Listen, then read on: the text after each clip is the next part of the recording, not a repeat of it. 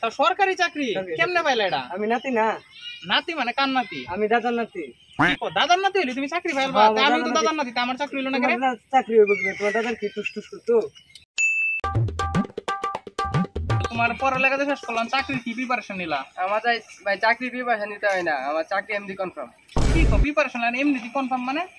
আমার ভাই কুড়া আছে। কুড়া আছে মানে কি? তাহার কুড়া? ভাই আপনি যেই কথা বলতেছেন, এই কুড়া তাহার কুড়া না। এই কুড়া পাইতে হইলে অনেক মানুষ যুদ্ধ করছে। এই কুড়া অর্জনের লাগে অনেক মানুষ যুদ্ধ করছে। কি এটা এমন কোন কুড়া? আচ্ছা তুমি এমন দাঁড়াও দেখি একটু।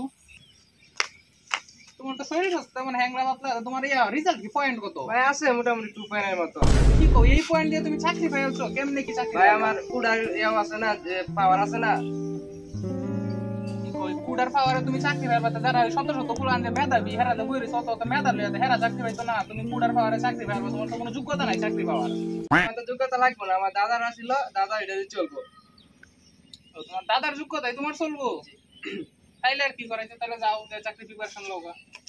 আর প্রিপারেশন গিয়ে কি লেবা? তোমাদের চাকরি তো এমনি কনফার্ম। তোমাদের দাদা বড় দাদা এরা পাওয়ারে তোমরা চাকরি পাইতা। শত শত কুড়ান মেধা লয়ে বই রইছে।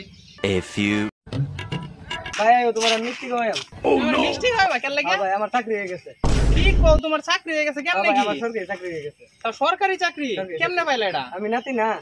নাতি মানে কার নাতি? আমি দাদার নাতি। দাদার নাতি হইলে তুমি চাকরি পাইবা? আমি তো দাদার নাতি, আমার চাকরি হইলো না কেন? চাকরি হইব কি? তোমার দাদার কি টুস করতো?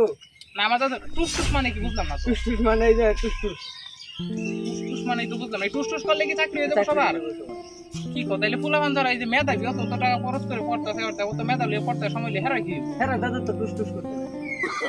কোনো কথা ভাই অত কিছু করার দরকার নাই, আসেন আমি আপনাকে মিষ্টি খাওয়াই। কি করলাম? তোমার চাকরি আছে মিষ্টি খাই খাই। আমি আপনাকে বলবো।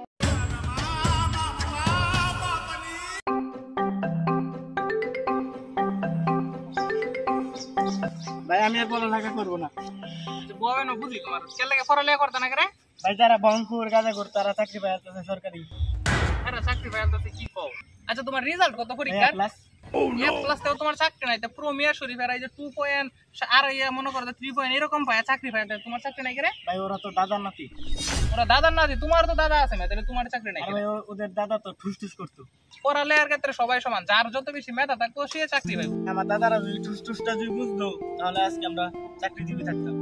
ঠিক হয়েছে, এই দাদারা টুসটা করছে না দেখি আজকে আমরা কোনো চাকরি নাই। তো তোমার কত ভালো রেজাল্ট, তাও তোমার চাকরি নাই। কারণ কি? তোমার এই যে কুড়া নাই, মেয়া নাই। এই কুড়া যদি থাকতো তাহলে তোমার রেজাল্ট লাগতো না, তোমার চাকরি এমনিতেই হাজির। সব থেকে খারাপ ছাত্র যদি এটি বর্তমানে চাকরি, কারণ এর পাওয়ার আছে, কুড়া আছে। তখন তুমি এত পড়ালেখা করে কি করবা? মেধা অর্জন করে তো লাভ নাই। এর থেকে তুমি যাও দিন মজুরের কাজ করো, অন্তপক্ষে পরিবার লইয়া তুমি একটু কষ্টদায়ক হইলেও চলতারবা, চলে ফিরে খাইতারবা। পড়ালেখা করে মেধা অর্জন করে কোনো লাভ নাই। মিছিলে খোলা